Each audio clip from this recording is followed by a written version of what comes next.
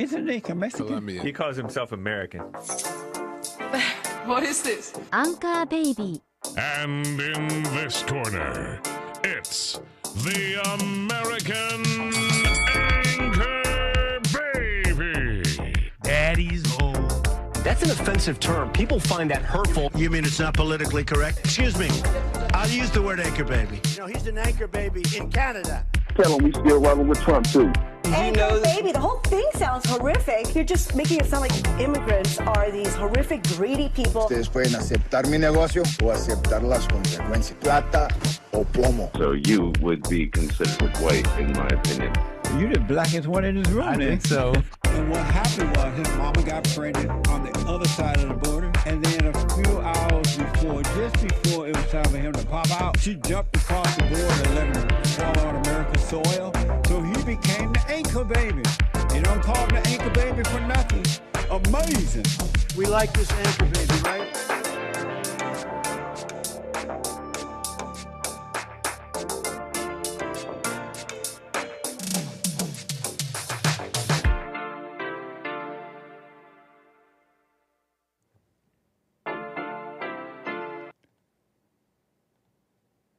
What the? Hello, I'm the American Anchor Baby, and this is my show. Thank you for tuning in, folks. Appreciate it. How's your week? How did your weekend go? Appreciate it. It's a pleasure to be back. It is an absolute pleasure to be back with all of you today on this fine Monday. What a fine Monday. Back with you, okay? It's the Anchor Baby in the chair. And we got a couple things to get into. We got some stuff to get into, okay? Today I want to attempt to pierce through the veil a little bit. I'll take a tiny peek, maybe even rip down the curtains for a moment and reveal to you the naked guy, the totally naked guy. He's naked and he's standing in the middle of the town square. He's old. He's hairy, he's old, he's naked, and nobody can tell. They're just walking by like they don't even see him. He's looking pretty uncomfortable too, and no one is noticing. People refuse to notice the naked man. It's like you're not allowed to notice or something. It's almost as if you're not allowed or something like that. What the heck am I talking about? Well, I want to talk about maybe a couple of things and show the how stretched the fabric of reality is. It's so much stress on the fabric of reality. It's about to burst. Okay? Basically, we got incredible news with Trump. Guess what, losers? You can't call him an adjudicated sexual abuser. Well, okay, you can't call him an adjudicated rapist, I think you can't. Unless you want to pay millions of dollars. Okay? Trump is winning in the courts. And, it's a win for all of us. It's a win. It's a win for the poor fabric of reality itself, hanging by threads, mere threads at this point. Every time you tenderly and lovingly affirm someone's gender, the fabric of reality stretches a little bit more, the tension creeping slowly closer to catastrophic failure. Incredible. We're talking about reality itself, okay? And I want to start with this case with Trump real quick. But if you want to call in, that's 888-775-3773. We're in the chair. So if you want to turn that on. If you want to get something off your chest, talk about something with the Anchor Baby, you can call 888-775-3773. I am live on YouTube, rumble.com/American Anchor Baby, and dlive.tv/Gorgonzola with an HOLA at the end. Gorgonzola, that's my handle on x.com. And you can also find me on punchy.tv/Anchor Baby. Very cool. Punchy.tv/Anchor Baby. We're making sure that that's going. Yes, it is. All right, so punchy.tv/Anchor Baby. What else? We did the homework. Welcome, everybody. You're here from the weekend. And we had fun on Friday. Thanks to everyone who joined and enjoyed a little bit of a different stream. But like I told you on Friday, we got amazing things, great things in the works for the new year. The backpack, the IRL backpack. Anyone can put it on. Anyone can don the IRL suit and go live on the streets. Bond is now capable. Very cool. So that was fun on Friday, doing a little bit of plane spotting. We tried our best, but it was fun. So thanks, everybody. Make sure you like, subscribe, hit the button, hit the subscribe. That way you're up to date. You're following the channel. You know what's up, what happens, because we do interesting things. Okay. Very cool. So welcome. Let's get into it. Let's jump into Trump versus ABC. So here's the news. ABC News has agreed to pay $15 million towards Donald Trump's presidential library to settle a defamation lawsuit over anchor male George Stephanopoulos' inaccurate on-air assertion that the president-elect had been found civilly liable for raping writer E. Jean Carroll. You've heard me talk about E. Jean before. E. Jean Carroll, a case I commonly refer to because it's such a good example, and maybe a lawyer could call in and correct. No lawyer has called me since, to be fair. There's no one's called me to correct me on this. So far, I think I'm correct. In describing this case as a good example, why? Because it's huge. It's a huge case. Everyone knows about it somewhat, at least. It's happening now. It's recent, and a great example of this reality itself. This almost basic reality that is ignored. Things. Can we get simple? Like 2 + 2. You'd find an example of a school teaching something else. You'd be like, look, this is simply not math. What a scandal. And I feel the same way about this case and just justice, law and order itself in general. You see, you have this case with Trump. Now, what happened is this settlement with ABC, this anchor who inaccurately asserted something about this case, is now, ABC is now on the hook for their inaccurate reporting on another case that Trump was involved in. You're aware of this one a little bit, the E. Jean Carroll saga. You might remember the civil case with E. Jean Carroll, this female writer who was known for her advice columns back in the 90s. She brought this case against Trump in 2019 where she claimed that Donald Trump forced himself on her in the change room of a department store in New York City. And her allegations were of full-on rape. That's what she claimed in this lawsuit. But we got to go back to why she was even able to file this lawsuit in the first place. This lawsuit was filed under the New York's Adult Survivors Act. I'm sure some of you know these details, but they're pretty interesting nonetheless. So she filed this lawsuit under the New York Adult Survivors Act, okay? It's a little piece of legislation, basically allows victims of sexual offenses to file a lawsuit even if the statute of limitations has lapsed. Now, these so-called victims were allowed to do that for 1 year. For 1 year, we're going to open it up. We're going to make things right.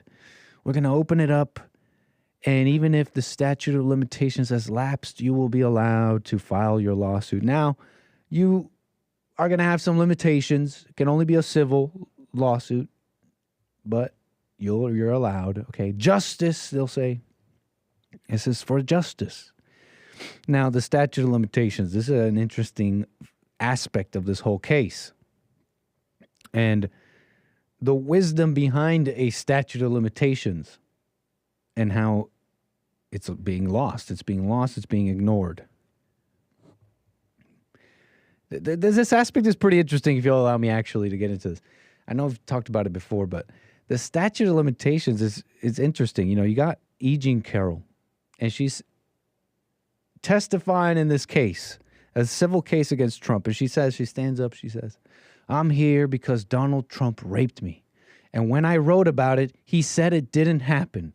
He lied and shattered my reputation, and I'm here to try to get my life back. Shattered her reputation, her whole life. She had to get it back by filing this lawsuit for justice.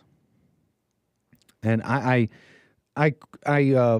read out her quote to frame this next segment here, because there's something lost when this whole statute of limitations thing is ignored. See, usually there's a limit to when you can file a lawsuit. If enough time has passed, it's pretty much just considered over. It's considered closed. The courts err on the side of peace. And if enough time has passed, it's just we're not going to hear the case. It's just too much time has passed. And you would think, well, that's not fair, right? Let's give these people a year of justice. A year of justice. Or was it a year of anger and victimhood? Because you might think that makes sense. You might think, like, if someone is guilty, then they're guilty. If they're guilty about something, then they did it. They got to pay. It's just the right thing to do. But these institutions, these systems, we're talking about justice and law. Yeah, they're supposed to be these institutions that represent justice. It's through this institution, justice will be served, is the general thinking, right? Tell me where I'm wrong. 888-775-3773. But they're not. Those institutions themselves have a limit. They have the limits, and the limits placed on these institutions are the very limits that man has. The limitations of our mind, of our perception, of our thinking. We have limitations. And so to think of these institutions like avatars of justice itself, infallible, and their sole purpose is only to find justice no matter what, is a little bit wrong. They're really just tools for society. They're tools for building society. They're tools for ordering society. What is a society for? Society is for us, the people in it. So we got to, these tools, these concepts and tools are really mainly for the express purpose to facilitate society. They have to, primarily, they must facilitate society. So because you might think the institution of law, it must hold up order, but that's not necessarily, primarily it must be to facilitate society. So if at some point the justice system goes against that, it becomes inefficient, it becomes useless, it becomes impractical. In that way, impractical things must be left out and ignored, even if it seems like injustice. Oh, that happened 30 years ago. We got to ignore it. Because you have to err on the side of peace. The statute of limitations shows a little glimmer of wisdom in man when trying to order his society. Because we're not God. We're limited by so much. So instead, these institutions must encourage stability, encourage preserving evidence, encourage preventing abuse of the system and preventing false claims. When you get rid of a statute of limitations, you now unfairly make society one-sided. You destabilize it by making the victim and the victim's claims above everyone else. You make it one-sided. And honestly, shame on the hateful society that misses this and cheers this on. You're judging by making one side above the other.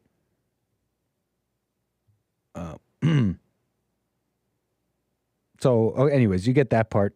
Totally destabilizing this whole statute of limitations thing. It's interesting. You're making the victim and putting their testimony and everything above everyone else. It's totally wrong. It's actually totally antithetical to the idea of this blind lady justice. There's just something wise about the statute of limitations, okay? And the idea of erring on the side of peace, after that much time has passed, to tell the world, here's your year to file your lawsuit. there's something on its face. It's almost like they care about justice, but really you're telling people you're taking a situation that has long passed and telling people, hey, you're not okay.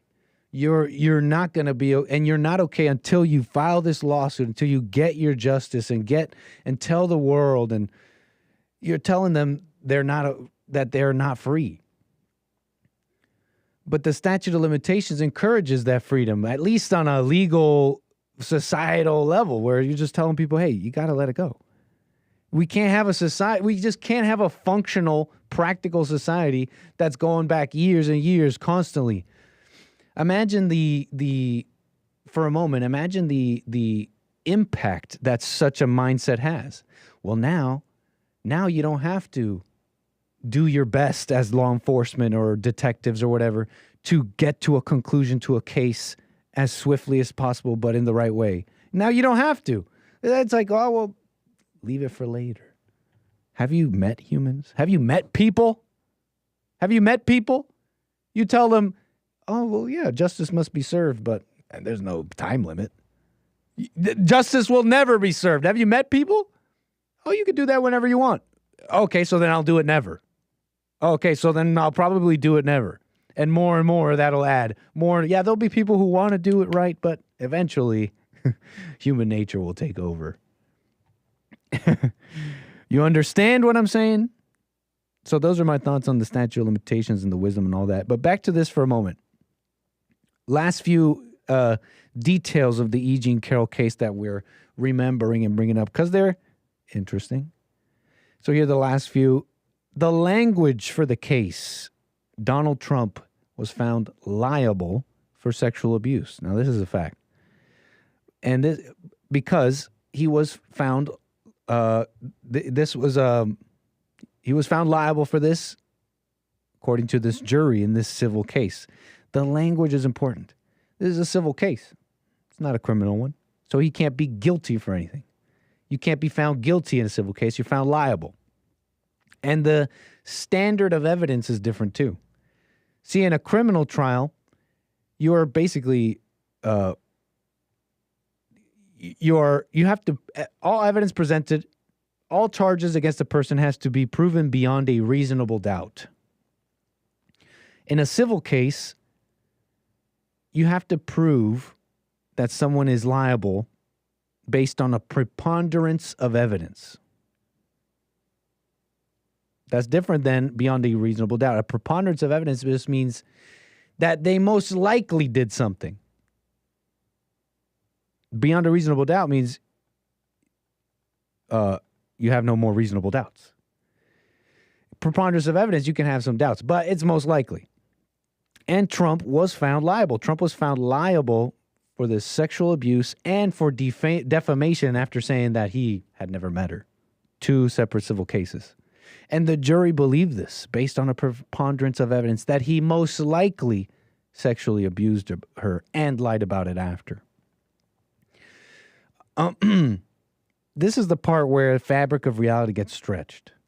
Because now you got this jury who had to believe on a preponderance of evidence that he most likely sexually abused her. So now, if you're a at all interested person, your obvious next question would be, all right, so well, what was the evidence that got this jury of Trump's peers to say this? Wow, we have an amazing system, right? So there's no way that the fabric of reality has been stretched that much, right?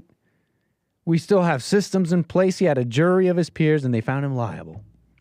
Well, the evidence presented in this is so crazy, and I've said this a number of times, but I so far nobody's told me that I'm looking at this the wrong way, and I really don't think I am, because the evidence used was simply E. Jean Carroll's testimony, which ABC called,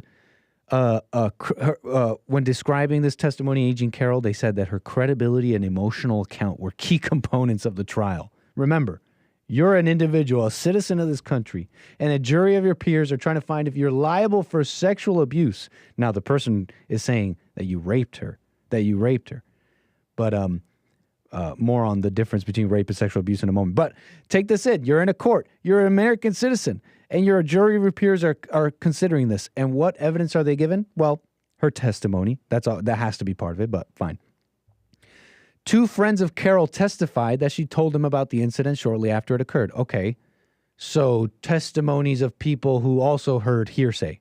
So testimonies of someone who heard from the original testimony of this Carroll person who has a motive here in putting this all forth, whether it's the truth or lying. Fine.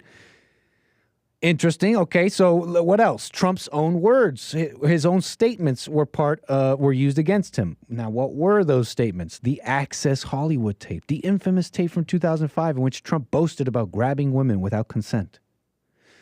Other allegations of Trump. Now, 2 other women alleged Trump sexually assaulted them. And expert testimony. A forensic psychologist testified about how survivors of sexual trauma often behave, helping the jury understand Carroll's responses and behavior over the years. They got a expert psychologist to try and explain away all the interesting facts, like E. Jean Carroll, not bringing it up or going to the cops for years and all that, and other interesting things like being boy crazy and all that. Anyways, you're an American citizen, and this is the evidence that people could choose. You understand what I mean by the fabric of reality being stretched? Something is wrong here. There's a naked guy here, nobody's seeing him. How is this evidence against your fellow American? Now, again, you might remember at this point the preponderance of evidence thing. And you may now at this point realize that this is the jury of your peers. Think about the average person you talk to. Most people have this mentality of, if there's smoke, there's fire. I mean, there's so many allegations, he most likely did it. And if the standard of evidence is preponderance of evidence, so did he most likely sexually abuse her? Ask most men today. They'll say stuff like, well, I don't believe all women, but if you have enough people making allegations, if there's smoke, there's fire. And you realize that your fellow Americans are crazy. Your fellow jury of your peers are crazy. And you see how something like this can happen. You get it just right. You get the preponderance of evidence standard. You get a jury of your peers, brainwashed America for decades, feminism, believe people. If there's smoke, there's fire. Ignoring facts like wealthy people are targets of lies because they have things that people want. And you got the perfect scenario. And Lady Justice dies. I had to go through those details of the Jean Carroll case again because it's the naked guy. There's a naked guy. No one sees him. It's so crazy. But back to ABC, and then we're going to get to calls. I see calls holding right now. Thank you so much. 888-775-3773. We'll be getting to all the calls. If you hear my voice, you're on hold. Back to the ABC thing real quick. So part of the settlement made public Saturday, ABC News posted an editor's note to its website expressing regret over Stephanopoulos' statements during a March 10th segment. The network will also pay $1 million in legal fees to the law firm of Trump's attorney. Very cool. The settlement agreement describes ABC's presidential library payment as a charitable contribution. Basically, they figured out a way to settle this. You get it, a settlement. See, Trump's getting a presidential library built. They gave one to Obama. And you know what? They're like, we'll pay $15 million to your presidential library. You will consider it done. And the whole thing settled. Okay, call it settled. $15 million.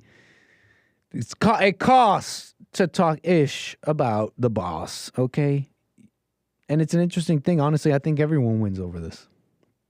Everyone wins. It's a tide change almost, maybe. Because we're talking money. People are paying over this. It's not just words now. People are paying over it. And you can't just call someone an adjudicate someone liable for rape, which is just not what happened. He was found liable for sexual abuse, which I just showed you. Even that is crazy. But not for rape. Neither verdict involved a finding of rape. And what's amazing about that, if I may, with this final detail to remind you all about the E. Jean Carroll case, the final most interesting part of the detail about is the jury distinction. You see, it's uncommon. It happens. It's uncommon, though, where juries will make a distinction about specific allegations and claims. And this woman, this female, this femoid, Eugene Carroll, made a pretty nasty claim that he raped her. We're talking, okay? And the jury made it a point to distinguish and say, well, we don't believe that. We don't believe that.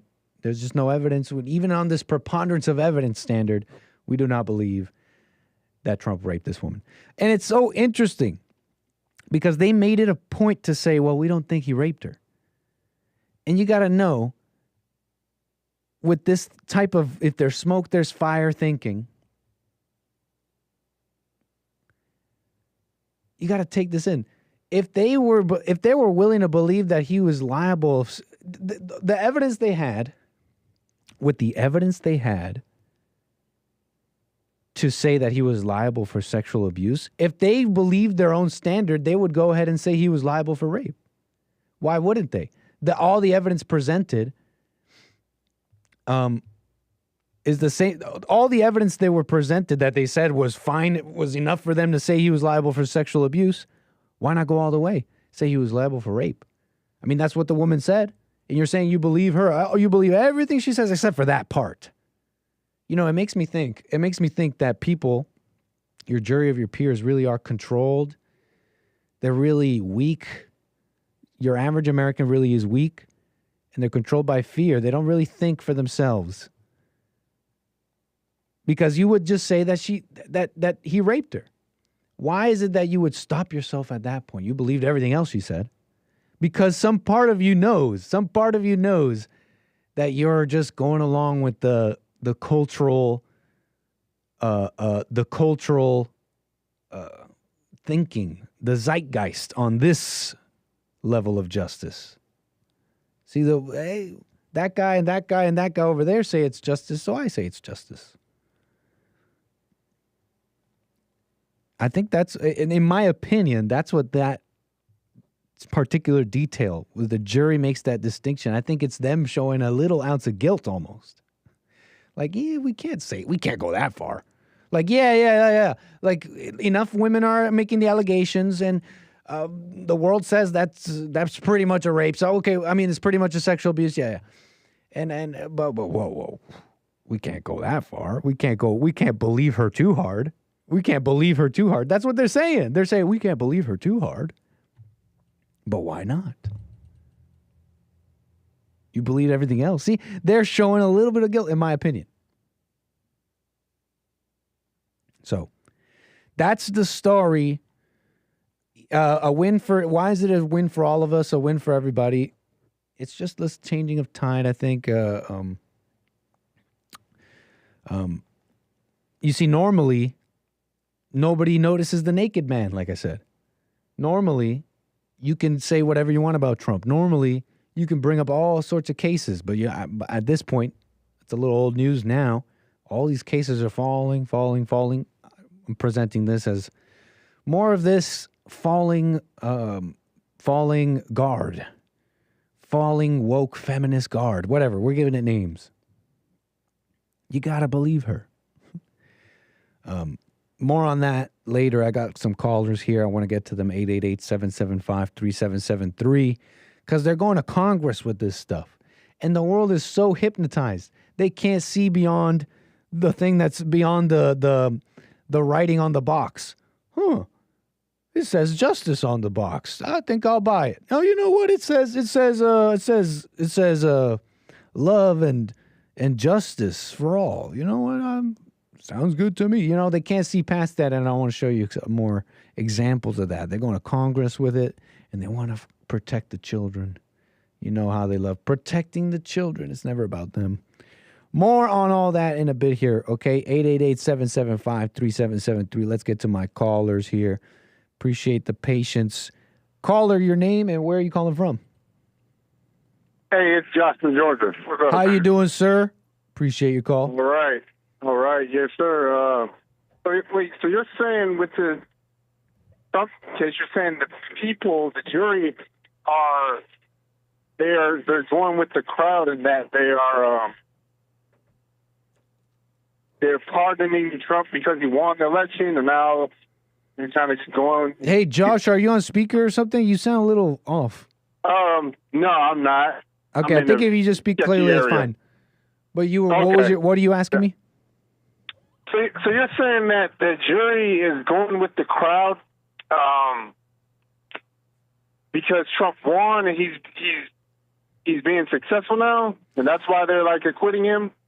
Or I wasn't saying anything about acquitting. Like you're talking about this case with ABC? Case? With ABC. So what happened is a report. They didn't drop the E. Jean Carroll case. Now that one's still going. Okay. Right. Last I heard, he was what do they call when they don't agree with the conclusion of the case and they're like, no, do over. Okay. What do they say? What is that called? Hung jury? No, when they when they say appeal. Appeal. Thank you, sir. Amazing. Appellate division. Thank you, sir. That's the word. We're working it out, folks, live. So basically what happened is that case is going, he's appealing it, but George Stephanopoulos, he's a reporter, anchor, male on ABC. He said about this case, he said about Trump that he was found liable for raping that woman. And Trump sued him for that. Trump sued ABC for that. And then went to federal court. Okay. And the network, they basically settled. And ABC promised, hey, we'll pay $15 million to your presidential library fund, and how about we call it even Stevens? We're sorry. And then they put up a big old sorry on their website saying, we regret what Stephanopoulos said. And they corrected their reporting because he was not found liable for raping that woman. In fact, the jury specifically made the point to say that they don't believe that claim. Okay. So look, this may be a kind of a stretch. What do you think this whole statute of limitations thing, you think this is in any way related to the Lily Phillips thing where everyone's judging her and do you ever think that 2 years from now, with the Lily Phillips story you did last week, right? Yeah, Lily Phillips. She had sex with 100 men. Oi! Right. I'm about to have sex with 100 men. Oi! Right. That woman. And that's confirmed because they got video of that, right? That's not, or is that actually I do. That's an interesting question. I've not seen video proof of this. I have not seen video proof of this. So on that note, I'm putting this out there. I'm putting this out there on the airwaves and the radio waves, the internet waves right away, just so that I can get brownie points later, just in case it comes out that she was lying about it. You almost didn't get me. I don't know. Anyways. Right. When do you think the statute of limitations would run out on that? Wait, but what would be the crime there? I mean, just in general, a guy, man law, right? Guy code, right? Guys wouldn't want to marry a girl who did that in general. Gotcha. But give her a couple years, maybe she, gets counseling with Jesse or something and turns her life around. She might be wifeable again, Or would you say that's it's time to hang it up. It's time to be a nun. It's time to be a nun. It's time to hang it up. It's time to be a nun. And it's time to your husband is God now. You think that's a deal breaker, Nick? It's not necessarily. Look, you're asking what you're saying. Okay. It's not a deal breaker. If you wanted to get accurate and definite about it, then no, there's no statute of limitations. The moment you repent is the moment you repent. That very moment. Right. So in the world of possibilities, Josh is correct. But I'm not going to sit here. I don't. This is not advice. Okay. Anybody hearing me? This is not advice. This is not me telling you. And that's why the next time you find a girl with a 30 or whatever, 100 body count, you don't judge her. Right. You date her. I'm not telling you to do that. You date her. No, I'm not telling you to do that. So don't take that as that at all. We because me and you, we kind of disagreed last week. I was saying I think it's all meaningless, right? Yeah, weren't you saying that, like, I don't know if we were disagreeing or not, but I was kind of saying that, like, I think it's an illusion. Like, a girl sleeps with 1,000 guys, you know, of course everybody's judging her. That's why this is even a story. And that's why, you know, it went viral. But, like, I think the physical is an illusion, and it doesn't even really matter. Because, like, remember we talked about laying eyes? You lay eyes on somebody, you've done it in your head. Mm-hmm. You're just as guilty as doing the actual act. Mm-hmm. Remember? And that's an interesting thing to me, because I'm sure, like, girls, you can meet a girl tomorrow and never know that she's been with 1,000 guys. Right. And maybe she turned her life around, and, you know, if she doesn't have herpes or nothing, you know, it's like, no, this is you know, you could end up marrying her and having 6 kids with her, you know, and never know it until, you know, 5 years into your marriage. And then by then you won't even care. Like, wow, that's not like a deal breaker. So it's like, is this something in the physical that we're all stressing over and thrilling over judging her for? Possibly. I'm not understanding your point. I guess the point is that the point is this shouldn't be a deal breaker. If a girl, it seems like it would be a deal breaker. If I met her 3 years from now, and she was like she cleaned her life up and became a different person. There's a statute of limitations not on that. But shouldn't be should that be a deal breaker? But shouldn't be a deal breaker is one of those things. It's like when you put it like that, right. I almost it sounds like you're not really thinking about this. It sounds like shallow in that, because it sounds like you're trying to get at not judging, and okay, and so you're saying it shouldn't be a deal breaker, but right. but I don't know. So shouldn't, like, but you can say that about how do I put this? It's like you can say that about if you're coming at it from where I think you're coming from, which is a non-judge, you know, a no judgment standpoint. You know, we all have a crazy past, right? And it wasn't even us; it was something else that influenced us to do all those things. So you're also touching on true repentance, like the moment that you truly repent, that's over. That moment is over. With all that said, if you were really coming from that, if you're coming from that angle, then nothing's a deal breaker. So to point out having sex with 1,000 men, like that's crazy. You would say that about anything. Like being a murderer is not a deal breaker. Like literally nothing would be a deal breaker if you saw it like that. Your only criteria would be some true repentance. Right. And but then how do you tell true repentance?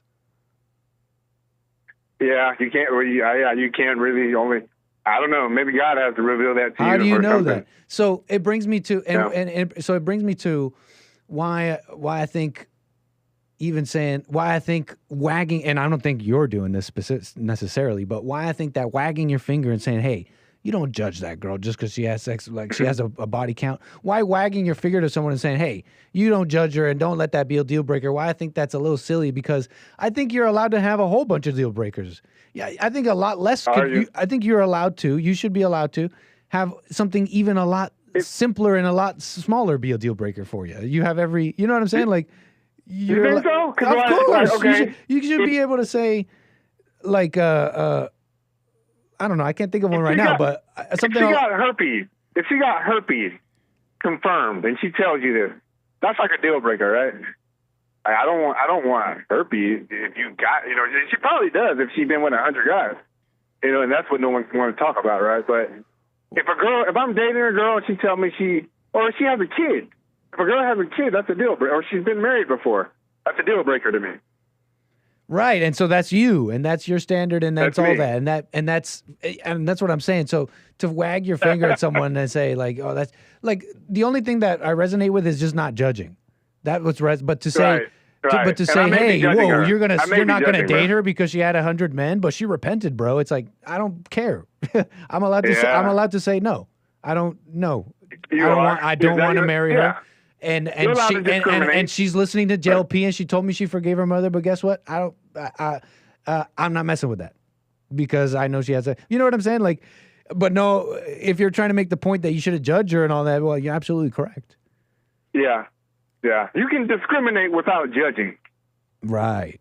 Yeah. You can discriminate without, or I guess that's called discerning, right? So interesting. I thought that was kind of related to like, maybe that, I know I'm not, I love Trump, so I'm not judging Trump, but is that, maybe that related to how the liberals are judging Trump, trying to make him guilty, or maybe I'm doing that in a way as well, I don't know. With what? With judging Lily. Wait, why'd you judge Why'd you judge Lily though? You judged her? Maybe. I'm not sure. Well, you're not sure if you judged her? I'm not sure. And why are you not sure? Wait a minute. Okay. Because you said that might be doing the same thing with Lily, judging her. And I'm a little shocked. Josh from Georgia judging Lily. Why would now? That doesn't make sense to me. Okay. I'm not judging her. So my first question is, how do you are you judging her? And you're saying you don't know. So now this is curious. It would be the thing in me judging her. But wait, hold on. Me judging. And so how do you know the thing in you was judging her? I will see her. Huh? Because I don't want to judge her. I would have to be, hypnotized. So were you hypnotized? Did you get mad at her? So. No, I didn't. Were you making stuff up about her? Were you talking ish about her? Were you feeling anything about her? How were you judging her? I know that you got I want to know how you judge. You know what? Okay, I don't. Because I'm shocked. I don't think I was. Josh from Georgia knows better than that. I'm messing around a little bit. But there is a point here, and I think this is interesting. Go on. Yeah, it's kind of like I don't. Just in general, when dealing with females, if I'm talking to a female and tell me she's been with a bunch of guys, I guess that you're naturally gonna be a little turned off by that.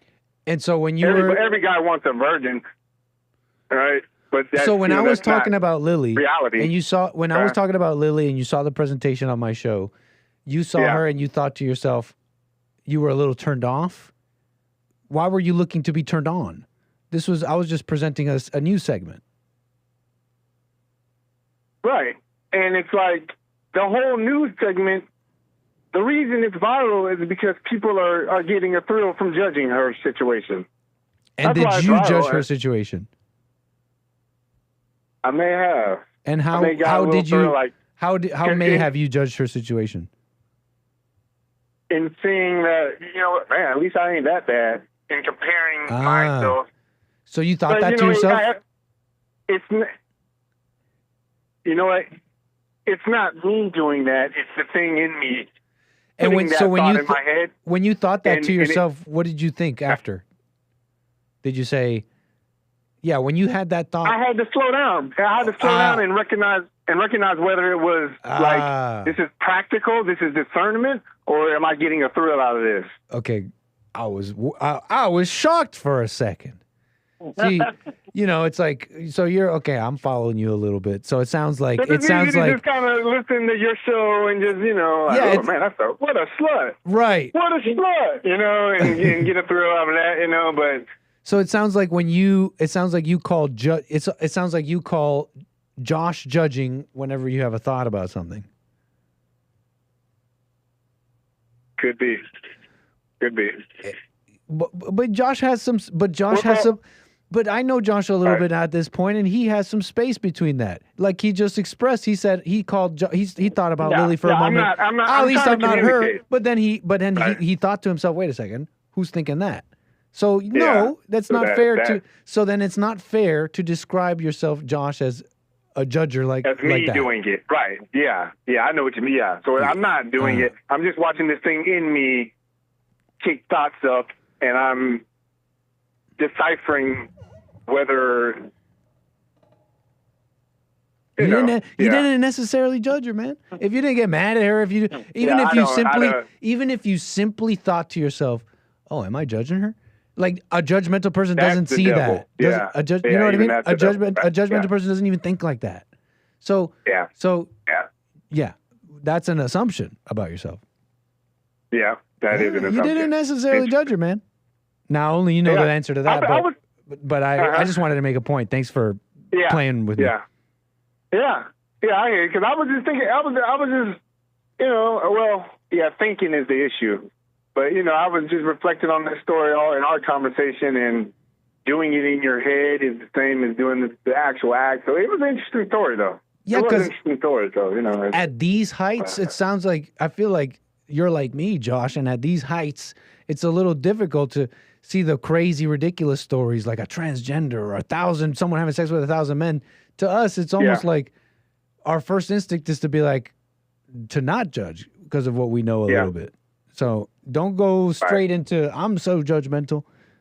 Right on, man. Thanks for letting me make that point. I'm just watching You're myself. a great sport. Yeah, I'm just watching myself. I like this, man. No, and I appreciate, and you really just let me make that point. So thank you for that. Yeah. All right. Anything else you want to talk about? No, man. All right, Good to go, man. Call me again. Bro. Later. 888-775-3773.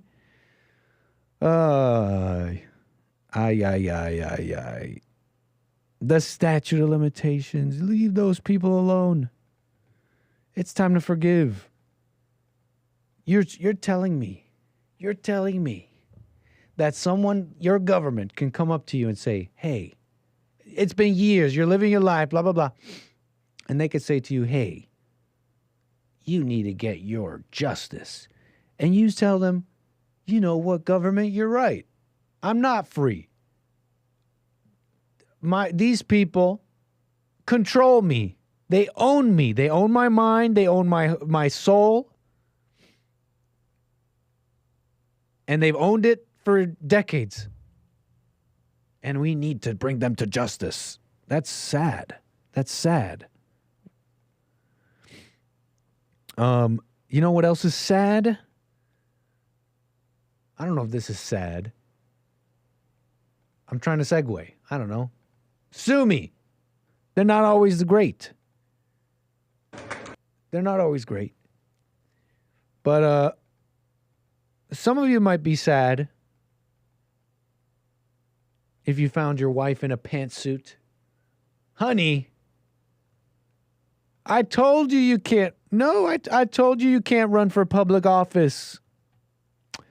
No, honey.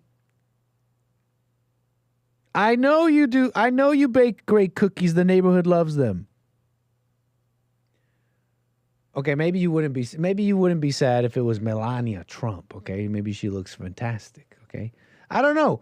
She's walking here they're saying Trump and Melania at the trading room floor. He's ringing the New York Stock Exchange bell. First time a president has done it since Reagan. I don't care. But look, she's coming in with a pantsuit. It's a pantsuit. You can't, Melania, you can't talk. You can't walk beside me in that suit. I'm wearing a suit. You can't talk to me like that. I'm the president. I don't like the pantsuit thing. Now I think on Melania we forgive it a little bit because she's like a fashionista, no? She's always has purpose with her clothing. Like she understands the language. She knows that at the business centers in New York, you would traditionally wear a worsted suit. You'd wear a worsted suit, and you'd wear it, and you'd show that you're all about business. And so maybe she understands the language and the traditions, and she's showing respect. And she's whatever. Maybe we can let it slide a little bit. But the pantsuit thing, it looks a little strange. Two suits walking by. One's the wife, one's the husband. I mean, tell me how that works. One's the man, one's the woman. Hey, yo, I guess it's a different world. But we got gray, we got blue, business blue. Melania. We love Melania. Love you, President Trump. Smoking. Thank you, President Trump. Thank you, President Trump. And she's got what, double-breasted? Is that a double-breasted jacket?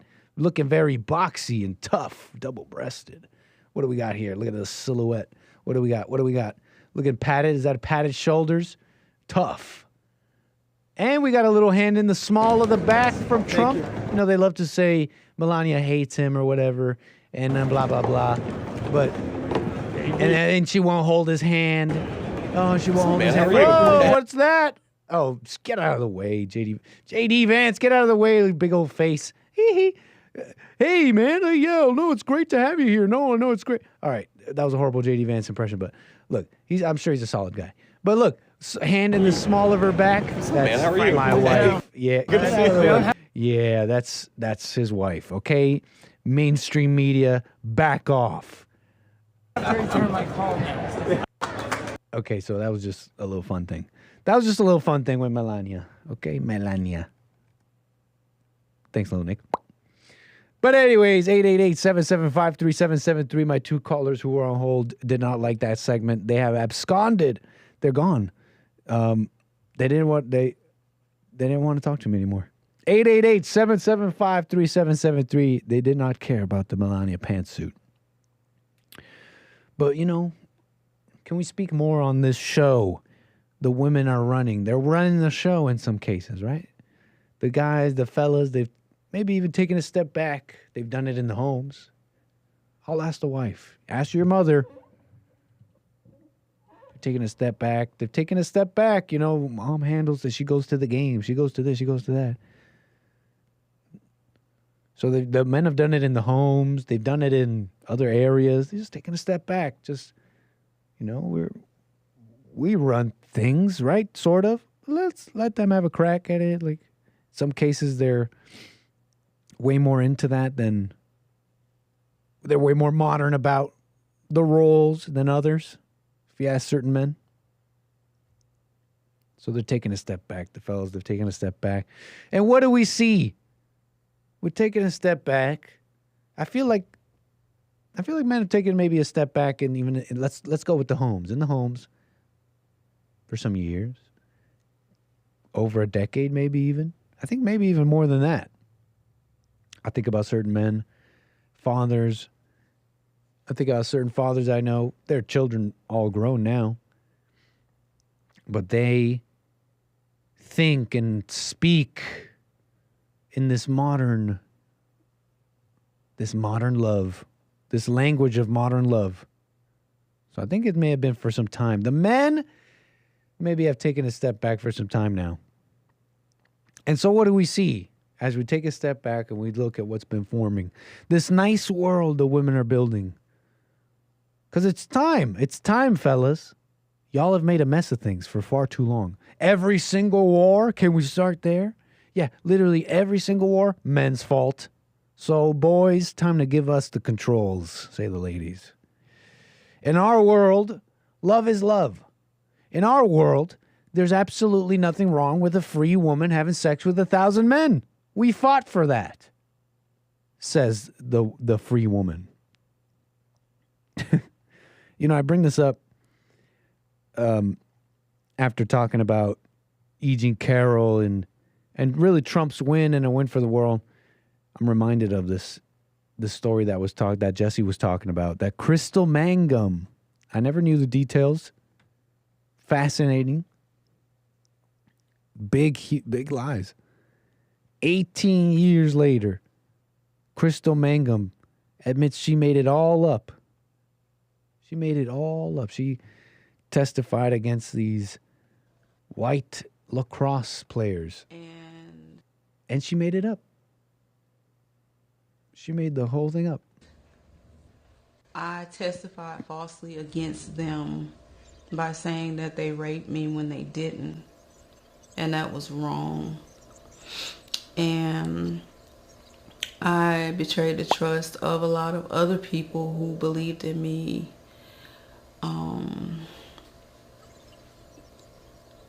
And made up a story that wasn't true because I wanted validation from people and not from God. And that was wrong. And I hope that they can forgive me. So, she lied. Guilt may be caught up. I don't know.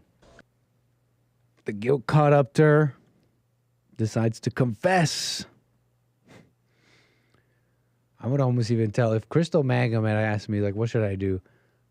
I think I would tell her to not say anything. Oh, wait, hold on. Wait, hold on. This has to do with those people. I don't know. I feel like I might tell her, hey, it's over.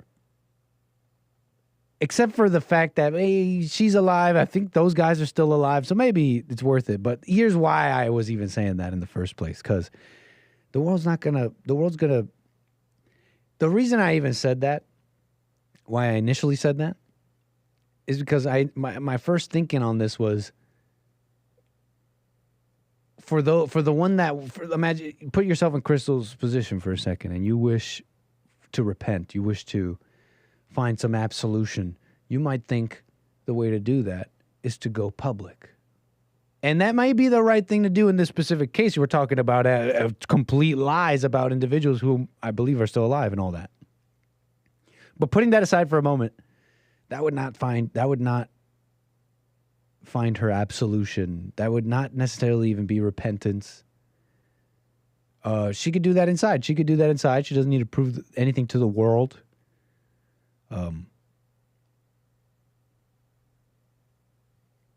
So yeah, there's your statute of limitations for you. Crystal Mangum may have even been better off. But that's besides the whole like allegation stuff. That may be worth it because she lied. And I'm bringing this up because how do I put this? It's like the world, the public. I'm constantly impressed by how easily the public can be cajoled and controlled into all sorts of things. You know, you tell them this is a win. 𝒔𝒐𝒄𝒊𝒂𝒍�g Carroll is a win for women everywhere. This is for women. This is for justice for women, and it's to take down, to justice. You got people you'll get a whole bunch of people bandwagoning onto evil.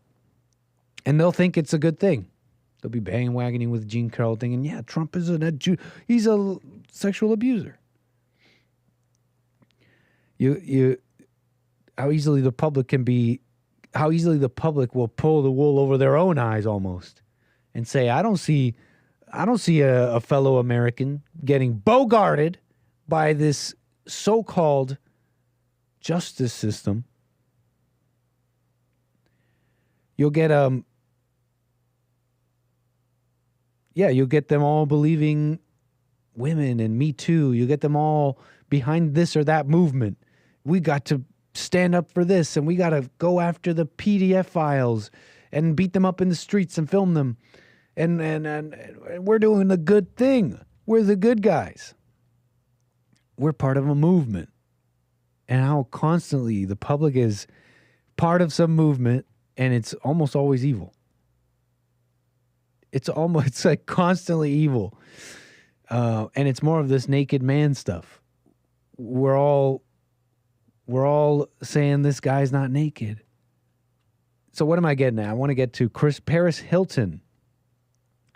And she's got this, she's been fighting for a number of years now, like 3 years apparently, on some trying to get some legislation passed to end institutional child abuse. And so now she's in front of the House. She's calling on the House representatives. She's testifying, I believe. Let me see. She is testifying. Yeah, in fact, she testifies before the House on behalf of child welfare. and pens this open letter on sexual abuse. And she talks about the sexual abuse she suffered at the hands of an institution, of a residential treatment center, at a youth residential treatment center. So she wants to end institutional child abuse. We got to make it illegal. Oh, I know. Make it illegal. I know what I'll do. Let's make evil illegal. Oh, why didn't I think of that? We should just make institutional child abuse illegal. That's what we had to do. And constantly these movements fall short and they're usually quite emotional and evil themselves. They end up charging and they end up misdiagnosing the problem and charging the wrong people.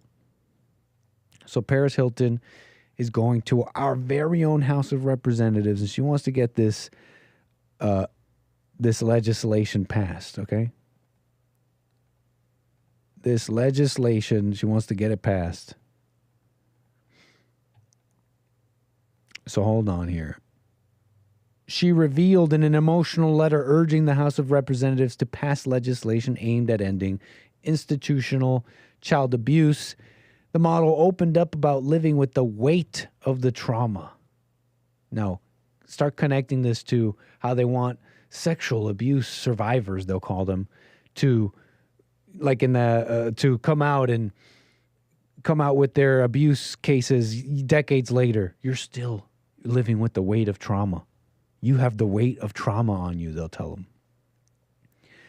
So she's got the weight of the trauma of the abuse she endured as a teenager at a youth residential treatment center. Hilton, 43 years old, shared how she was physically restrained, isolated, and over-medicated and stripped of her dignity while at the center, and that the nightmares and shame continued long after she left the facility. So she's got a story. Everyone's got a story. And it was so bad. It was so bad and so sad. The Hilton hotel heiress who lobbied for the passing of the Stop Institutional Child Abuse Act shared her story and said, "It was the hardest thing I've ever done, but it's also been the most powerful." It's like this language, you hear it all the time with these people that call themselves survivors. And they'll say it was the hardest thing to do, but it was also very powerful and empowering. I feel so empowered sharing all these horrible things that happen. But whatever gets done, what are they putting out there? What are they ever putting out there? When other so-called survivors hear these things, they'll start saying the same things. They start going around saying, I too was blah, blah, blah. And that's why I have anxiety and I have fear, but I'm getting better and I feel empowered now that I said it. But no one gets better. No one gets better. And they're always survivors. They're never just fine now. What is it that she's putting out? She's propagating more fear and victimhood. That's what she's propagating. And this is a misnomer, too, on this whole thing. The Stop Institutional Child Abuse Act. Oh, all we had to do was make it illegal. Oh, dummies. You just had to make institutional abuse illegal. Why? Nobody told me not to stop institutionally abusing the children. Oops. Dummies. Whoopsies. What do you think is happening? You have a society of people who institutionally abuse their children. And they do it in the homes. They do it in the schools. And the parents send them to the schools. They have no problem doing it. They have no problem. You see how that's a misnomer? It's like you have an evil society. It's not that it was a matter of a clerical error. Oh, we just didn't assign that to be illegal. Whoopsies. Whoopsie daisies. You have evil people. And this whole thing charges and blames society in an unfair way and encourages bandwagoning for those who want to avoid the guilt. Because you're saying, look at what this society, look at, whose society is guilty for having these institutions that caused me, Paris Hilton, to be abused. And so now we're changing that. So what are you saying with that? You're saying you're charging and blaming society for that. And so what does society now have to do? They have to bandwagon on with you and say, yeah, stop institutional abuse of children, to slop off the guilt that they weren't, as if they weren't part of this society. You understand? Do you understand? It's a misdiagnosis of the whole thing. So yeah, blind and really like a stupidity in the public. You got to understand what I'm saying. I'm saying this almost matter-of-factly with no emotion. A real like ignorance and stupidity in the public, and it's evil. Like, for example, let me try and demonstrate even further. We're trying to demonstrate the naked man, and the naked man society is ignoring.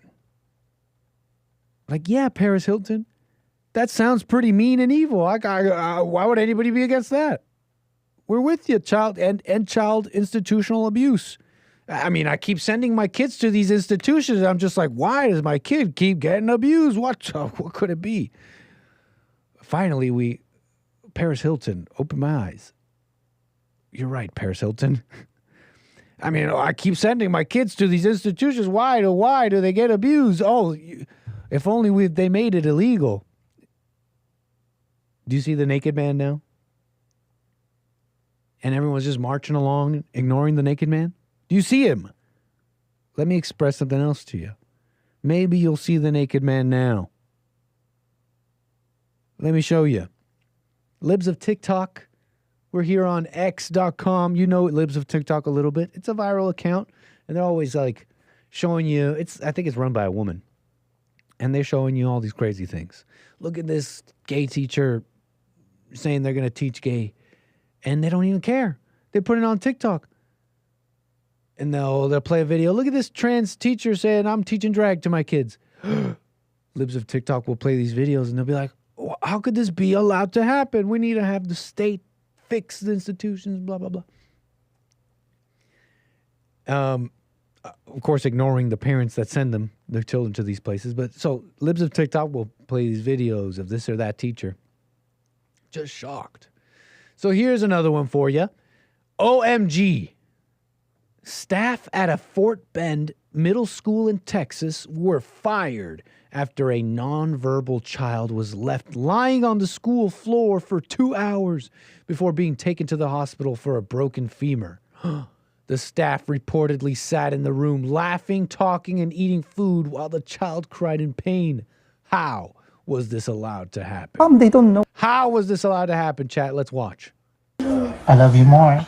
A father's love for his son. Thank you.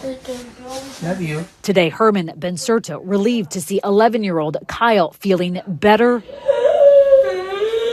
Just 3 weeks removed from this. Your poor son was suffering. Yeah. Oh, what? What's up, Frederick? Is that really him? Yes, for 2 hours. Just 3 weeks removed from this. Your poor son was suffering. Yes, for 2 hours. It was like an animal struggling on the road and people just surrounding it, waiting for him to die. That's how I describe it. I'm sorry, but it looks like that way. It was November 5th, the 𝒏𝒊𝒄𝒌𝒔𝒕𝒓𝒆𝒂𝒏 got the call from Quail Valley Middle School that Kyle, who is nonverbal with severe autism, wouldn't get up off the floor. His mother drove to the school, found him still there, and called her husband. I heard in the background, the nurse was asking, do we need to call an ambulance? And I was like, what? They don't know? And my son has already been lying there for 2 hours. So I told him, yes. Kyle was finally taken to the hospital and admitted. He underwent surgery to insert a metal plate and 8 pins in his left thigh after an X-ray showed he had shattered his femur. You can hear on the phone that he was screaming. He was screaming there. So how come they don't know what to do?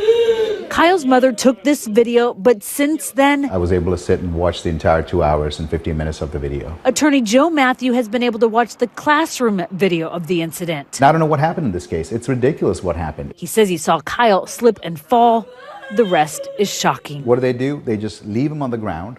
They leave him on the ground for 2 hours while they're sitting around, they're talking, they're laughing, they're eating lunch, they're ordering orange chicken. In a statement to ABC 13, Fort Bend ISD said, quote, staff members involved in this incident are no longer employed by the district.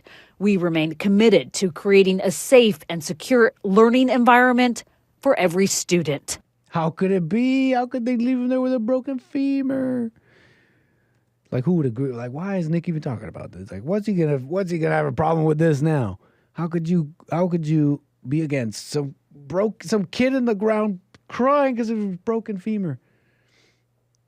I don't know. We don't know the deets, but apparently they felt like they thought that this kid was acting like he had acted before. And this kid apparently just cries and is nonverbal. He's autistic, right? They say he's autistic. Apparently, I don't know how that works, autism and all that.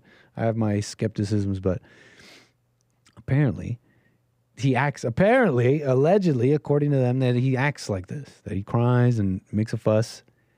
So you're telling me your autistic kid? I was going to use a different word. You know, your little kid can't even tell you that, you know, I'm hurting, like I may have hurt myself. But look, all this, I'm trying to just make a point of how the public is so stupid, okay? And maybe it's not hitting that hard, okay? And I'm realizing, but look, maybe you'll see what I saw, that the public really is so dumb.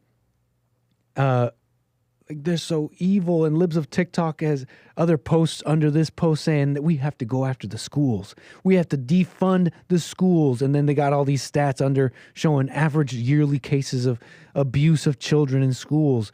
And they're like real into this. They're all over the comments. They're like, yes, this is justice. We need to bring justice for this kid and the autism and the parents. It's like, your dumb kid can't even verbalize. Look, I'm sorry. Your kid can't even verbalize. Like, it's not my fault that you. I don't know what happened to your kid. Either it's biological and something's wrong, something's in the water, or maybe all that babying. You saw the father, my little baby boy. Let's see that again. I'm slandering the father because he wasn't like my baby boy. He said something like, I love you more. A father's. I love you more, my little child. I love you more. And look, I'm maybe stretching and making a lot of assumptions, but maybe he's got a biological function. He's got autism, like they say. Or maybe all your babying has made him into this nonverbal, you know, it seems like a kind of an older kid, too. Not like, it doesn't look like a little baby boy. It doesn't look like a baby boy at all. Nonverbal. You've given your kid to the state. Now it's like a burden on the state. You've given your kid who's nonverbal, he's acting up, and now we're all the villains. Now we're all the villains because your kid is always crying, broke his leg, and is crying just like yesterday when he didn't break his leg. Am I crazy? Okay, maybe I'm crazy. Maybe that's not hitting like I thought it might, but that's kind of what I was thinking when I saw it. And I don't think I'm wrong about that specifically, at least. When you look at the comments under the video and everybody's like, how could they? What do you mean, how could they? They're teachers. They don't care about your kids, and you sent them there. They're there to do what they got to do, to just watch them. And guess what? The autistic kid, maybe they handle special needs children.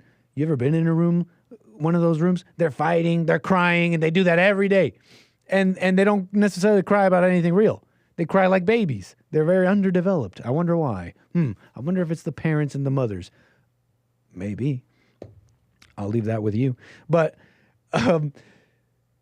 yeah, that's what the teachers do. They just gotta watch them. They're crying, and now they're like villains. Like, the school system's messed, and you want to send them there.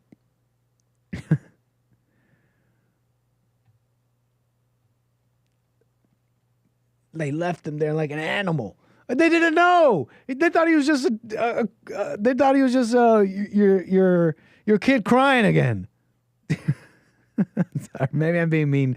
Maybe I'm being insensitive to the special needs. Special needs. I feel wrong even calling them that, special needs. Like, all this, I'm saying all this with the asterisk of I'm not an expert and there may be some kind of biological function that's just wrong.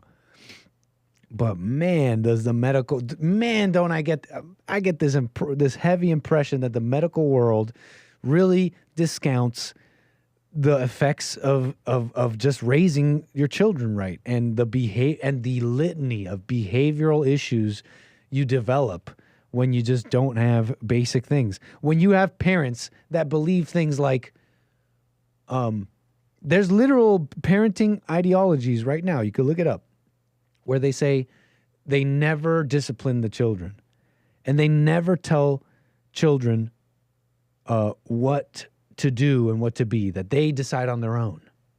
I forget what that's called.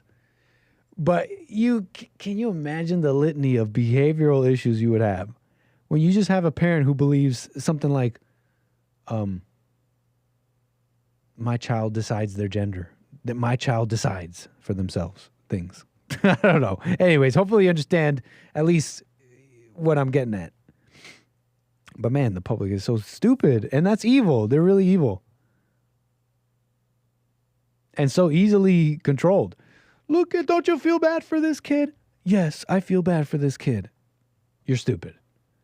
You shouldn't feel bad for anyone.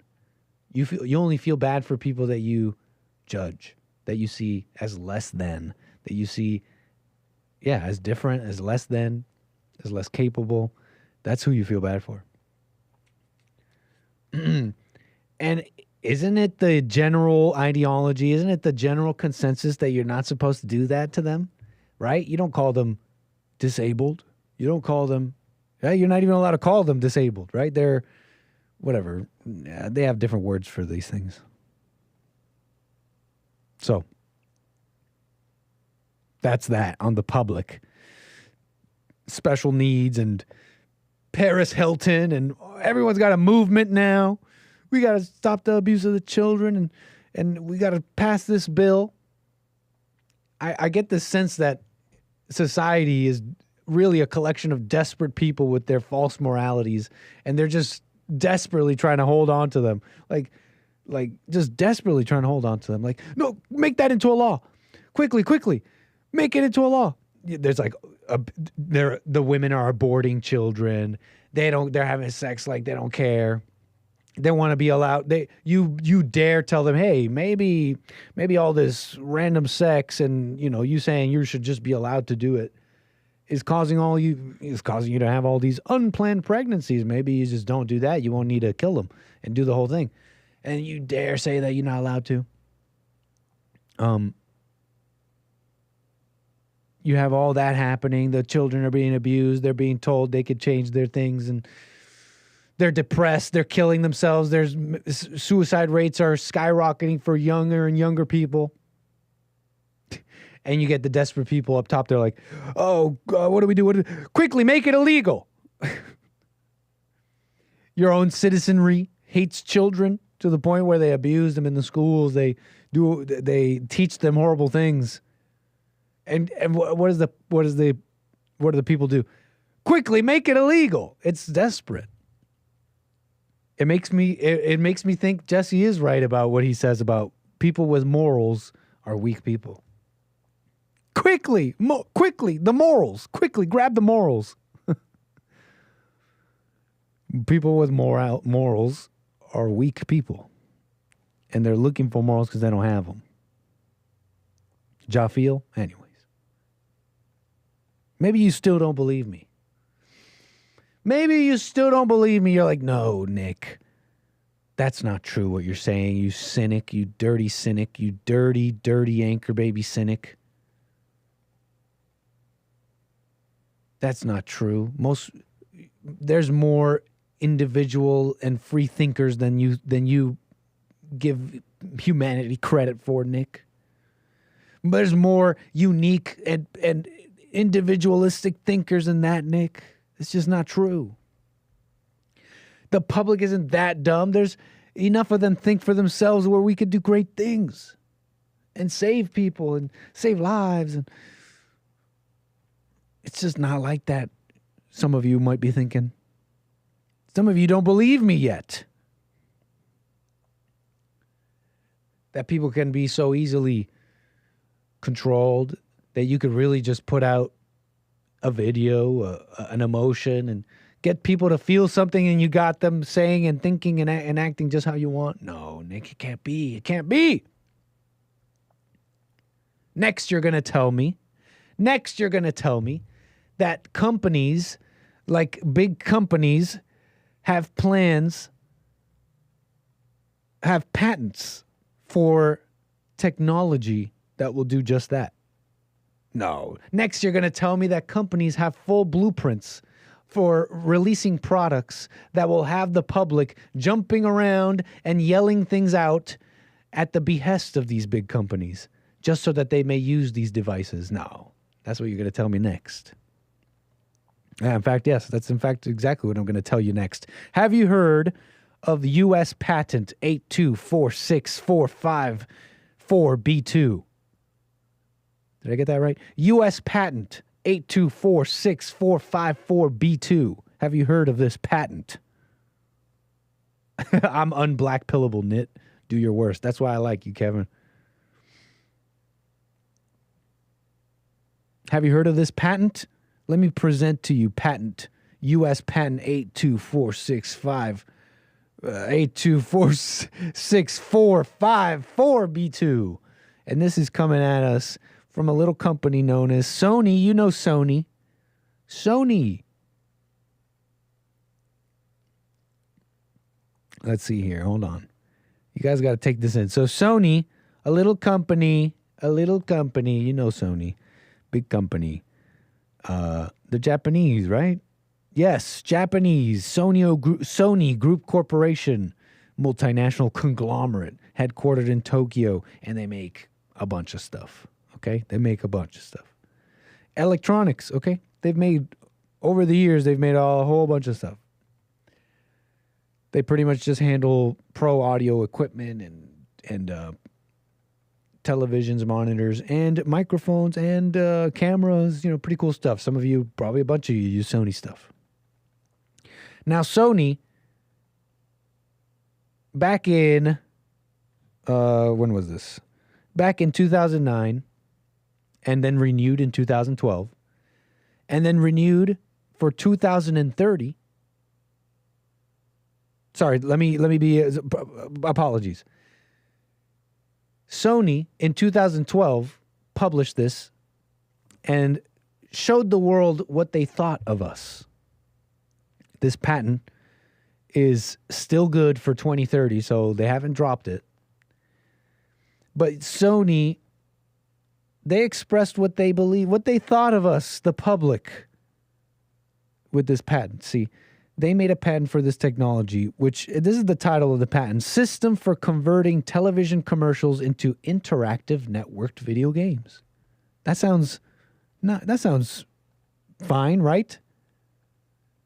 A system for converting television commercials into interactive networked video games. The commercials you watch on your TV, television commercials. Sony has a patent for converting those into interactive games. Ain't that nice? But the details is where it matters. You see, Sony U.S. patent 8246454B2, their whole plan was, and they have it in diagrams. That's the best part. They have these diagrams that show what this technology can do. Now let's see if I can show it to you.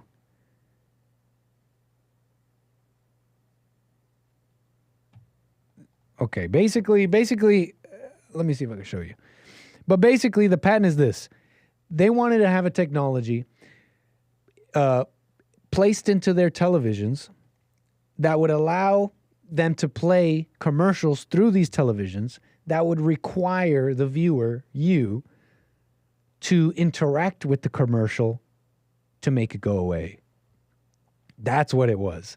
See, you would be sitting there watching a commercial, and this commercial would not go. You would not return to your previous programming until you get up out of your chair and yell at your TV and interact with your TV. Let me show you. Let me show you one such diagram. Let me show you one such diagram. Let's see here. Check it out. This is one of Sony's interpretations of their viewer using this technology. That's you. That's you watching your TV, looking at your big old burger. That's you getting up from your couch, raising your arms in the air, yelling out McDonald's with glee and pure abandon. You will be yelling that in earnest. You could see the character here is with their arms raised is sincere. And only when you do this will the commercial go away. And then you can have your programming back. That's you. See? That's what Sony thinks. That's you.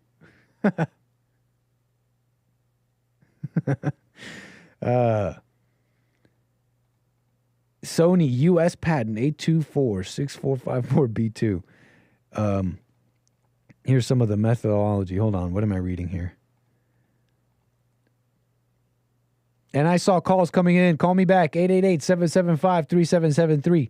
Methods, systems, and computer programs for converting television commercials into interactive network games. In one method, a broadcaster streamed commercial is accompanied by an interactive segment. A media player coupled to the broadcaster's streaming media source identifies the existence of the interactive segment and presents the user with an enhanced and interactive minigame commercial that can be played with other viewers in a common or dispersed demographic. Multiple methods for content delivery are provided, including a model where television commercial is inserted within consecutive frames of the television program, and a model where the commercial is overlaid on frames of the television program, allowing the user to play the game while the television program is displayed. In a preferred embodiment, the termination of the interactive game commercial is set within a fixed period commensurate with traditional spot television advertising. Wait, that sounds like it does go away. The point is, this is you. And this is you when someone goes on TV and says, we got to do this for the children. This is you when Eugene Carroll goes up and says, he's did all this. And then you go, yeah, TV, Trump is an adjudicated sexual abuser.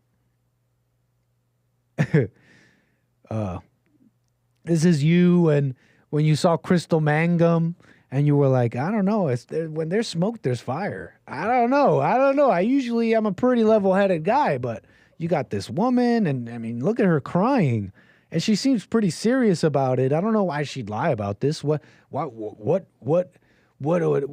even the motivation of a woman to lie about this? It's like you're bringing on all these negative social things. Why would a woman want to do this? I mean, if there's smoke, there's fire. This is you when you saw Crystal Mangum accuse those Duke lacrosse players. And this is you when you saw the little boy crying in a broken femur and you said, why couldn't they have x-ray vision and see that he had a broken femur? Okay, maybe I'm missing something about that one, but I just wanted to present this to you. If you didn't know about this, it's a little bit older, 2012, but Sony has been holding this patent since 2009 or 2012, and they've yet to use it. Sony! Don't do it, man. Sony! If anything, we should be thanking them. Maybe Sony's doing this for the good of society. They're like, no, we can't release this. It's far too evil. Far too evil of a technology to release on the people. The advertisers would go nuts with this.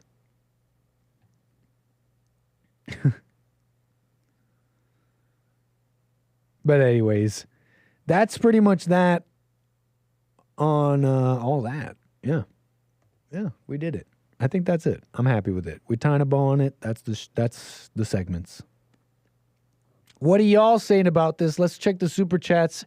888-775-3773 in the last bit of the show. If you want to get on the air and talk to the anchor baby, I got one more thing for you. Little thing for you here. But other than that, we done did it. Let's see what the people are saying. Let's check the chats. Check everything. What's up, rumble.com/American Anchor Baby. Thanks for being here. What's up, D-Live, Punchy.tv. Welcome, everybody. Very nice. Gams, wait, what am I reading here? I think this says Gams Gadgets. Thank you for the super chat. I think this was on Friday during the LAX plane spawning segment. You know, I may have missed some of these, so let's go through these from Friday. Thank you so much. Gams Gadget says, more IRL or man on the street streams, please. For sure. More coming at you. And I know I had like out of control, next level generosity happening on Friday. I believe I read all of these. But again, John Zimmer, Lord Spike Protein, Birdie Bound, Brian, Harmony Grits, Lin Yen Chin, Carver. You guys rock. Y'all rock. Thank you for always being so supportive. And so generous on Friday. What the? Merry Christmas. How about that? Let's see here. Thanks for the coffees. Buymeacoffee.com/anchor baby. Let's see what the chat is saying. Let's see what the chat is up to before we get to this last thing. We are checking out the chat. All right. I got a special need for more plantation streams. Nice. Right on, Carver. The lab is in maintenance and it's coming along very nicely. So just wait for the updates on all that. And that means more VR, plantation, all the fun stuff that we do outside of the chair. I'll have a permanent spot for it that is not going to disturb anyone here, so that I'm never going to be worried about having to disturb anyone and starting this time or that time. It's basically free for me once we have the new lab. So that'll be very nice. Thanks, Carver. Appreciate it. Kevin Howe, right on. Snake Pit is undefeated. Super chats from Kevin Howe. Thank you, right on. Appreciate that, sir. Very nice.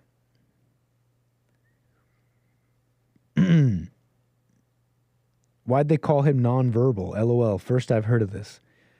Now, hopefully I didn't get that wrong, but I'm pretty sure that autistic boy was a nonverbal, right? So, you know. SMH, Nick defends the actions of the white teachers, LOL. I don't remember even noticing that the teachers were white.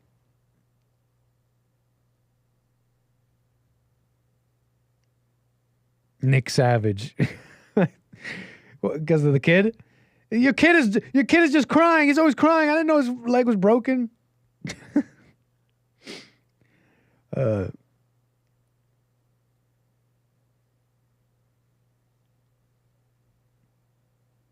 Amazing. Incredible. To be honest, the state might help. A no-nonsense black lady social worker yelling at the kid to speak up. It might help.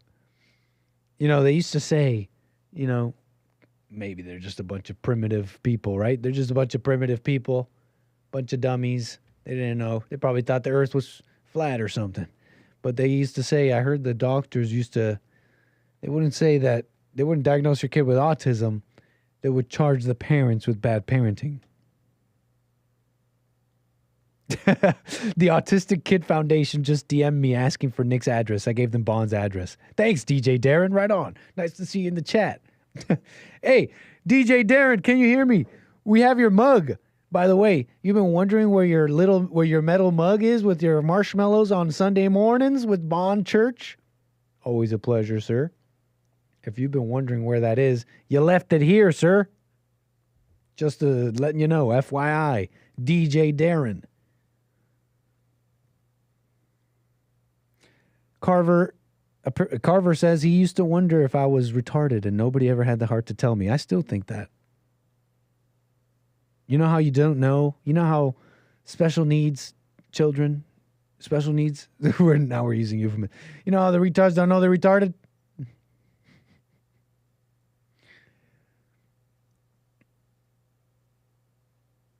Nice. All right, cool. We're caught up with chat. Very good. Thank you so much for being here. Look, you've been enjoying the show. You're kicking it back. You're typing away. You're asking for the aux cord. You're like, what's this guy talking about? You got a full mouth. You're, blah, blah, blah. You're talking over the movie. You're just making yourself at home. And you won't even click the like button. You won't even say hello. What, do you have no rule? You have no decorum? No manners at all? Not even a little bit? I know Jesse told you to forgive your mother, but he didn't tell you to forego all your training and now be like a wild person who was raised in a barn. Click the like button. Show some decorum. Okay? We got a caller here. Thanks for your call. Your name and where you calling from. Hello? How you doing? On the air. Your name and where you calling from. My name is Eric from Arizona. Thanks, Eric. Appreciate your call. Go ahead. Absolutely. Yeah, thanks for having me. Well, I was thinking about what I was going to say when you said Sony is going to make the commercial interactive. And I started thinking, was that because they were losing money? But then I forgot that Sony makes electronic products. And this is, so they would be paying that, somebody would be paying them to put the commercial on and make it interactive. Right. Yeah, So, their TVs yeah. would facilitate this interactivity. Right. But I was also wondering if people were, is this kind of part of people like being on their phones when they're watching? Because when you have the family, sometimes some people will be on their phones and watching TV, and then some, and and you go in and out. And I'm wondering if they're losing a type of viewership because people walk away from the TVs as well. I honestly think I cut you off. Please go ahead. Yeah, no. I'm rambling now. No, I was just going to respond to that. I was honestly think, because take this in, I believe this was published 2009 or 2012. And now you can imagine for a moment that Sony didn't, because the evidence for what I'm about to say is, well, this technology is not out there. So they didn't have a solid enough plan to roll out a product and make money. You can imagine in the realm of possibilities that Sony, and this is something that big companies commonly do, is, they have their teams and research and development makes all sorts of patents for stuff they might do. It's stuff they're not even necessarily planning, just so that they could have the stake on that IP or conceptual thing, so they can have like a plan in the future. So you can imagine for a moment that Sony was simply just being creative, and they have I'm sure they have all sorts of patents, bunch more from even further back, where they don't have any plans on using. It's just an interesting thing to take in that this patent even exists. That they have a patent where they really thought this would be successful. At least some part of them, at least at one point, they thought this might be successful. If they could have TVs where you could only skip the commercial, if they had us dancing around like monkeys and yelling at our TVs. Right. Yeah. I have a TV that it has free movies on it, but you have to withstand the commercials, the barrage of commercials, and it's like the same three, every 8 minutes. Mm-hmm. And you have to be ready with the mute button, like way back in the day when you used to mute the commercials. Gotcha. That makes sense. Right. You just mute it, get up, walk away, do something. Nope. You can't, not with this. If you want to return to your program, and I'm pretty sure I'm getting this correct, you have to interact with the commercial. There's no muting. You have to interact with it. Be like, I love McDonald's. You have to lie. Some of this is conjecture, obviously, from my part, but yeah. Yeah. Mine too. So maybe they knew I was muting the commercial. Exactly. And yeah, so maybe it is that I'm not paying, that they are losing attentionship. Right. Yeah. No. I think you're right about this. Maybe, huh? No, I think you're right about this. Yeah. It's a method. Yeah. It's a method of increasing engagement, and the people are. That's the funny thing. I think people are. I could see society adopting that. Just give it enough time. I think people are actually tired of technology. I think that's what we're seeing. Maybe, because you might be right. What makes you say that? because Sony doesn't just spend. I know that they do. When you said it, they spend money to R&D something so they can claim they have it. But you in a free economy, when it's a truly free economy, you can only do that so much, right? Before you're wasting money. Mm-hmm. But I think that people are tuning out more often than they're tuning in. Maybe there's so much social media coming into us that we're actually trying to find a way away from it. Even though we're still in front of it, like some kids are still in front of it, but they're actually tuning out even though they're in front of it. I don't know how this. No, I know what you're saying. I think I know what you're saying. Yeah. And I think that that's where we're all headed. Maybe like that we're just going to be clapped out. We're just tired. Right. A sensory overload. Overload. There's two ways of suppressing the truth. You ban and censor it, or you drown it out in a sea of nonsense, of banality. I believe so. It's an interesting thing. It really this barrage of information is kind of the trend of all of our technology and social media. There's gonna have to be a way, whether it's up to the individual and how you order yourself or beyond that, on how to deal with this barrage of information and make sense of it all. It's like the gamers. How are they gonna? I think. You're part of that generation. Gamer all day. No, I definitely grew up with games. I don't really have the time for it. How old are you? Oh, games are cool. What's your question? I'm 30. You're 30. Oh, okay. So you're the kids that really grew up with it. I don't know. Rock blocks. I don't know. Roblox. Yeah. And then the one before that. They're kids. They were Minecraft. Kids when they grew up with it. Minecraft. They were really children, like fourth graders. Yeah. Like what can you show them in 20 years? How long can you play Tour of Duty? Like how long? You know what I mean? So I think there's this. I think that you're saying there's a cap. Is that what you're saying? Yeah. Eventually, I think there's the mind gets tired. I don't think we've reached it. But we will. That's why I think Sony has given us that we've turned away from the TV. I think that's the glimpse they're giving us. They don't want to admit to it, and I'm reaching, but they don't. They. Anyways, I think there's something to that. We're having a glimpse that people are getting tired. You might be right about that. But yeah, you got to go. Not necessarily. I got a few more minutes. Something else you wanted to say? Oh, is it the end of the show? I haven't caught you in pretty much. We're getting there, but we got some time here. No worries about the end right now. Is there something else you wanted to say? No, man. No, that whole autism thing, man. God, that's broken. That's broken. Yeah. You ever been in an autism room or even spend a day with one? Right. Wow. And then they blame those teachers for shoot. They don't even know. Right. They don't even know. Yeah, everyone should go and spend a day in the room. It's wild. Yeah. What do you think about it? I feel like we're soon approaching a time where where blaming bad parenting is going to be like so out of touch, according to the medical community, that you can't even say that. What do you think about that? Like, do you think I'm instinctually correct on that? Or it's like, go read a book, buddy. You don't know anything about autism.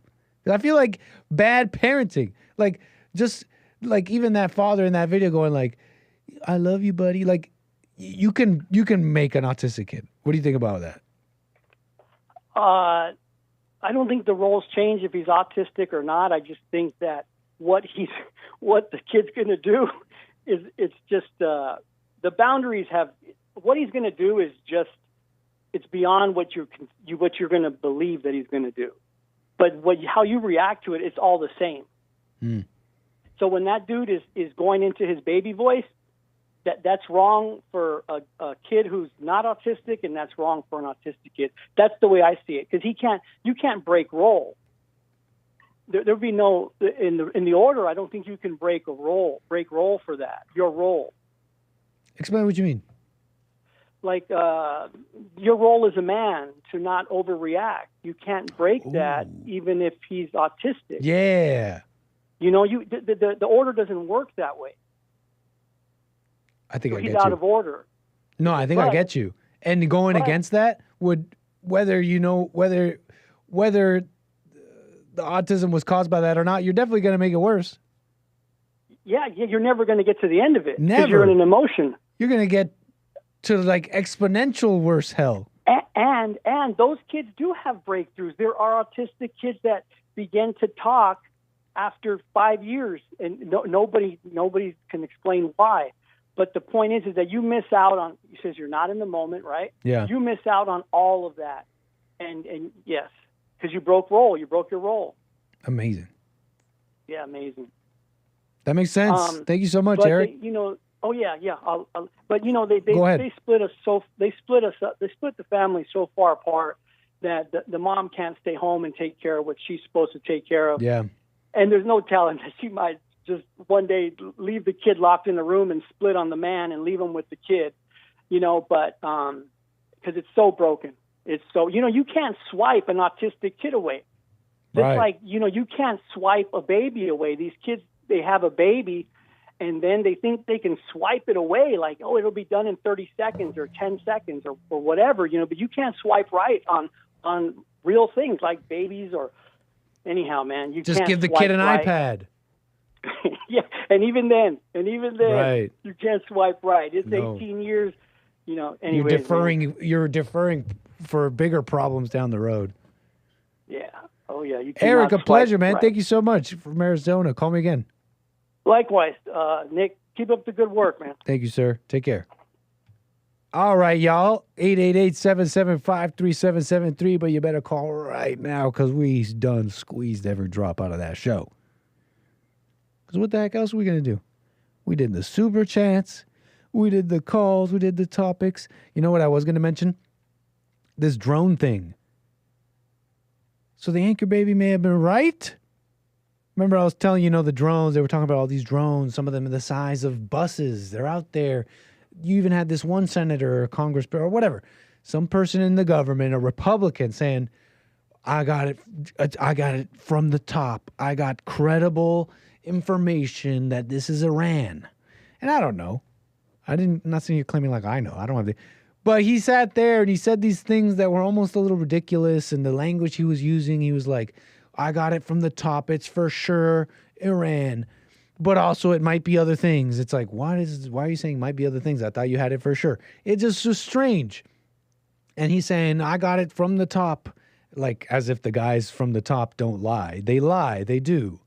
I got credible information from the top. Those guys at the top lie. And those guys at the top have agendas and they want wars and they have sides and they've made promises to this side and have said no to this other side. And so there are things in the works and there are people waiting for their deals and there are people waiting for things. And so I was telling all of you to just chill. I don't know. Now we got some woman from the Pentagon. Now I don't know. Maybe she's the one that's lying. And it is Iran or something, but hey, I'm just reporting the news, and it may be that the anchor baby was right. Pentagon is doing to address this issue of drone sightings over New Jersey. It's near sensitive installations. The FBI is involved. What is the Pentagon doing? Sure. So at this time, aware of those drone sightings that have been reported, at this time we have no evidence that these activities are coming from a foreign entity or the work of an adversary. We're going to continue to monitor what is happening, but at no point were our installations threatened when this activity was occurring. Can you rule out that these are American drones or U.S. military drones? These are not U.S. military drones. Again, this is being investigated by local law enforcement. What our initial assessment here is that... You get it. She's saying it's not foreign. It's not Iran. It's like there's no evidence. So, but that's from the Pentagon. Those are the guys up top. So, anyways, that's the drone thing there. Yeah, what the heck is the story on that? We still don't really know. Just a bunch of drone sightings. It could have just been planes in a lot of these cases. It could just be like planes and not drones at all. But some of these look funny. And they're saying they're big. And so, anyways. I'm with Jesse. I feel like they would have shot him down already if they had to. Even shoot one down at least just to look at it. So, that's the story with that. All right, folks, that's it from me. I hope you enjoyed today's show. I'll be back tomorrow for Tuesday's show. I'll be here with Jesse running Country Western Tuesday, Jesse Lee Peterson. We got the rest of the Bond Network. And I'll be back with you tomorrow at 4 p.m. Pacific time, as we do with the Anchor Baby. But that's it from me for now, folks. I hope you enjoyed today's show. Take care, and I'll see you all tomorrow. Bye.